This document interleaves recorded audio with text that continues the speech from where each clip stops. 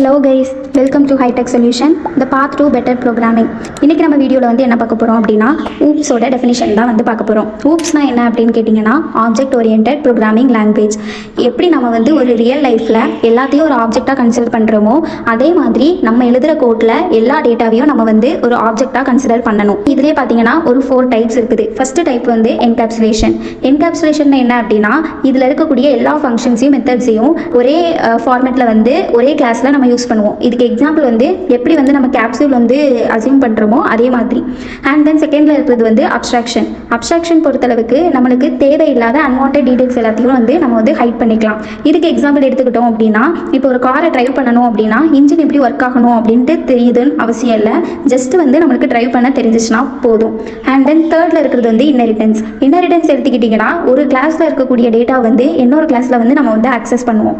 இதுக்கு எக்ஸாம்பிள் எடுத்துக்கிட்டிங்கன்னா, பேரண்டோட ஹேபிட் வந்து சைல்டுக்கு வந்து ரெப்ளிகேட் ஆகுறது.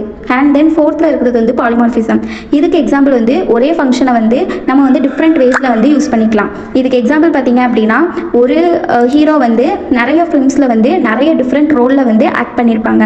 அதுதான் இதோட எக்ஸாம்பிள். ஸோ இந்த மாதிரி யூஸ்ஃபுல் வீடியோஸ்க்கு வந்து எங்கள் சேனலை சப்ஸ்கிரைப் பண்ணிக்கோங்க.